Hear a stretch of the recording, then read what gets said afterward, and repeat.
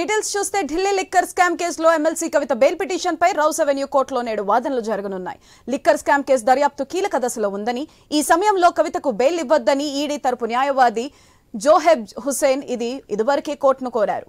Court కవిత అరెస్టును చట్టబద్ధంగానే జరిగిందని, section 19 ప్రకారమే ఆమెను అరెస్ట్ చేశామని ఈడీ తెలిపింది.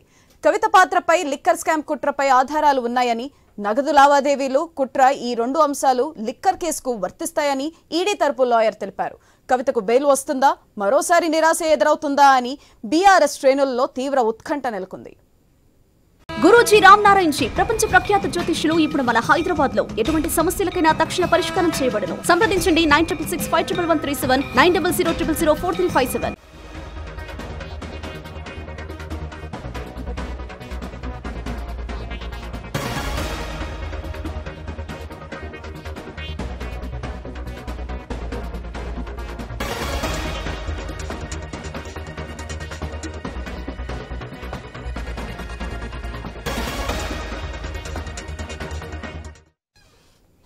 ఢిల్లీ లిక్కర్ స్కామ్ కేసులో ఎమ్మెల్సీ కవిత బెయిల్ పిటిషన్ పై రౌస్ అవెన్యూ కోర్టులో నేడు వాదనలు జరగనున్నాయి. లిక్కర్ స్కామ్ కేసు దర్యాప్తు కీలక దశలో ఉందని, ఈ సమయంలో కవితకు బెయిల్ ఇవ్వొద్దని ఈడీ తరపు న్యాయవాది జోహెబ్ హుసేన్ ఇదివరకే కోర్టును కోరారు. కవిత అరెస్టును చట్టబద్ధంగానే జరిగిందని, సెక్షన్ 19 ప్రకారమే ఆమెను అరెస్ట్ చేశామని ఈడీ తెలిపింది.